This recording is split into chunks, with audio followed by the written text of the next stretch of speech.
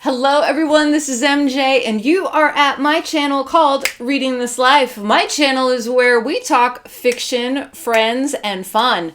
We're rolling into the second week of December and I'm here to give you an update with my Read What You Won't challenge. Stay tuned.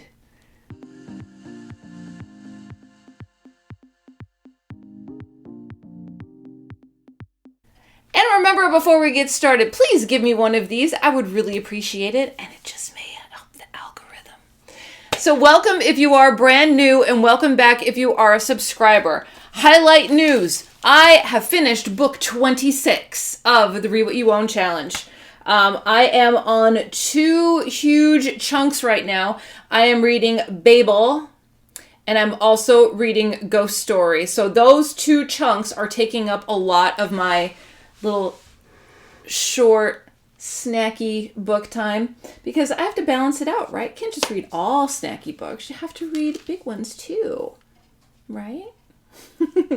All right, so I'm going to get into my Goodreads and I'm going to go through with you exactly what I've read. Okay, I've got my glasses on because this is a major update. Last week I was out of town Christmas shopping, so I didn't get a chance to do an update. I said, I'm going to wait till I hit 25. So I'm on 26. Actually, I'm on 27. So it's time for an update. And it feels good to have a quarter under my belt, right? I think so. All right. So let's see. Where did we leave off? I think we left off with Consumed. Yeah, Consumed by David Cronenberg. That was a 5-star read, and that was disturbing and intense and all of the Cronenberg things that you would expect from a Cronenberg book. So the first one that I read after that was The Comfort of Strangers. The Comfort of Strangers is by Ian McEwan. I love and I hate Ian McEwan equally. This book is about couples and relationships, and it got dark and disturbing at a couple parts. I was not expecting it to be like it was. Sometimes, I don't know. The other Ian McEwan that I read Machines Like Me, or Machines Like Us, and I've read The Cement Garden. The Cement Garden just threw me for a loop. Let's see, did I write a review? I did. I'm not sure what to think of this yet. I absolutely have a love-hate relationship with the author. True statement. Processing everything that happened within 100 some pages, honestly may have to revisit it again sooner rather than later. Yeah, but I did give it 3 stars because it left me feeling unsettled. All right, and that was The Comfort of Strangers by Ian McEwan. That was a physical book that I have. Then I did, oh God, The Laws of the Skies. The Laws of the Skies was a 5-star read, and that was intense. That is one of the most disturbing, thought-provoking, edgy books that I've ever read. The last third of the book will send you spinning. I kind of had an idea as to what to expect, but I didn't expect it to be as dark. So literally, Consumed, The Comfort of Strangers, and The Laws of the Skies. All 3 was the trifecta, and I put a video up here talking about that trifecta and how books can affect us. And maybe too much of something can be a negative thing. Did I write a review for it? Yes, this book disturbed me on levels I never knew existed. Bravo to the author for the emotional pull, daring the reader to go even farther. Absolutely not for the faint of heart. And that is Laws of the Skies by Gregoire Courtois. Say that 3 times fast. All right, then I needed a palate cleanser. I needed something light. I went with a Patti Smith book. I went with Devotion. I have the physical book, and I also did the audio book because the audio book was on sale on my free Audible membership. It was $1.97. So I posed the question to everyone, to Ollie, to Greg, to Crystal. They all said, if you own the book and you buy the audio book, it's fine. It's null and void because you already own the book. And I said, I'm taking advantage of that $1.97. So I did. So Devotion, I've never read Patti Smith before, and I have 2 other books of hers downstairs. but I really enjoyed it. My review was 4 stars, and I said, enjoyed this hugely. Aspects on the creative process, fiction and nonfiction. There is a little bit of something for everyone in this short book. Loved. And I did. I really loved it. And it did get a little dark at the end. Yeah, it did. All right. Then we read A Brief History in Time by Stephen Hawking. Brief History in Time and the companion guide. I counted it as one because it's basically just one material source. And 5 stars. Did I understand everything? No. Did I understand some of it? Absolutely. And I appreciate Stephen Hawking's humor. He's really funny. Did you know that? Yeah. I remember when he was on Star Trek, then was it The Next Generation? He made the appearance and everybody was like geeking out. They're like, oh my God, Stephen Hawking is on. But it was good. 5 stars. Let's see. Here's my review. I was so nervous and scared to read this book after having it sit on my shelf for so long. I've literally had it for at least 3 years after a library sale. Just sitting there waiting for me, looking at me, you know, all that. Following along with the audiobook and the companion book made it much more comfortable, and I really enjoyed the little specks of humor laced throughout. Did I understand it all? Nope. But I got the gist and would read it again. Counting this and the companion as one book for the Read What You Own challenge. It was really entertaining, good, thought-provoking, philosophical at times. Just I got a lot out of it. So if you've never read it, go in, lean in. You might like it.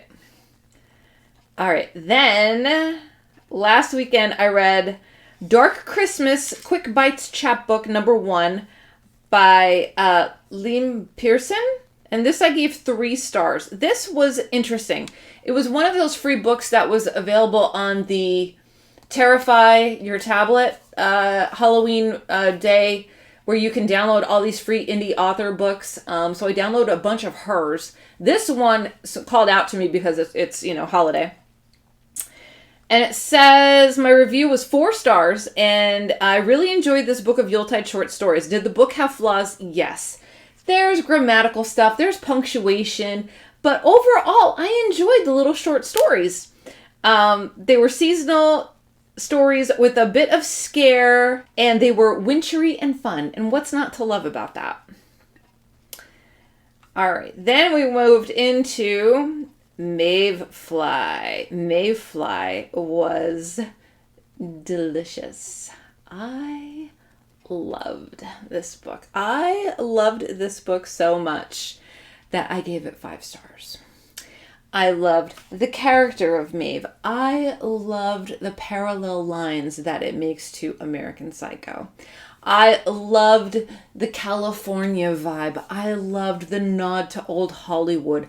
I was here for this book, and I am a fan of this book, and I am not ashamed to say it. Fantastic. Loved every minute of it. Loved it.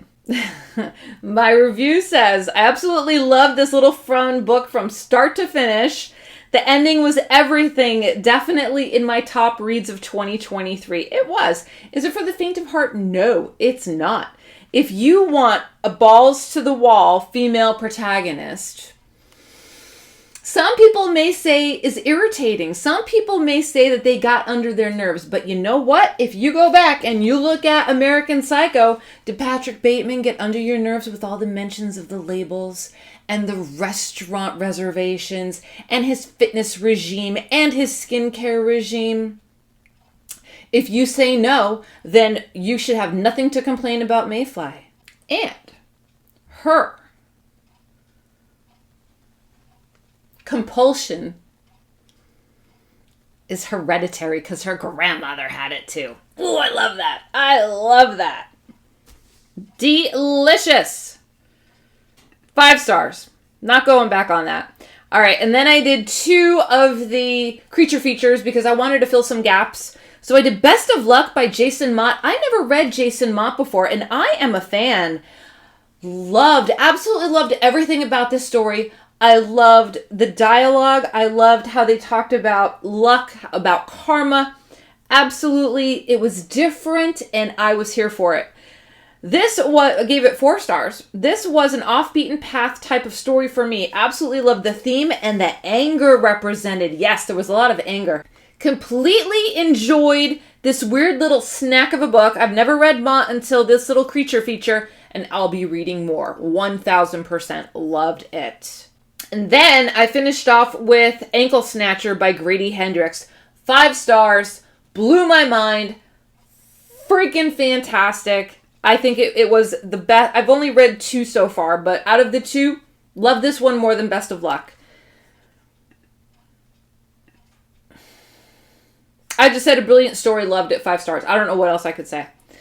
But loved the story, loved the progression of it, loved how it wound up, just was here for it. So my Read What You Own challenge. And those creature feature books, I downloaded on Kindle. I downloaded on Kindle before the Read What You Own challenge started. So I had them saved to Kindle Unlimited, so they count. 25 books on Kindle Unlimited count. Did you know that? Yeah. But you can't, like, once you have them set, like, you can't go back and, like, download more. Like, that's a no-no.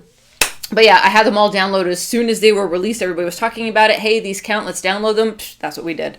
So that's where I'm at. So right now, I am stuck in chunk land. I've got, like I said, Babel and Ghost Story. So I'm making slow progress with both. They're going to take me a minute. Hopefully by this week, midweek, I'll have them both done. But I'm enjoying both equally and in different ways. Babel really is surprising me. I'm really enjoying that. And that is a group read over at my Discord. And Ghost Story is a group read over at my Patreon. So if you want to check out anything about that, I'll leave a link down below. All right, everyone. So I am feeling really good about my Read What You Own challenge. I'm definitely kicking more butt than I did last go around. My attitude is positive. I'm voracious. I'm looking towards the end. My goal is still for April 1st. Will I finish earlier? I think I might. But I'm just gonna see what happens. I really am enjoying it. This week coming up, Fourth Wing is gonna start. I think I may start reading it Saturday or Sunday, because I've got the Ghost Story. I've got Babel. I want something with a little spice. So I think Dragons and Kids in War College is going to fulfill that for me. And I also want to do the reread December. Remember December. So Beasts of Extraordinary Circumstances waiting for me. Now I do have some time coming up over the holidays, so I'm just trying to, get everything that I want to read done and over with, and then just like mood pick and be moody and pick whatever I feel like doing. How's that? That work? That sound like a plan? All right, I'm here for it. All right, everyone, I hope you are all doing well. Make sure that you are taking care of yourself so you can take care of others, and I will see you in my next video, whether that be sooner or later. So until next time, everyone, goodbye for now. Happy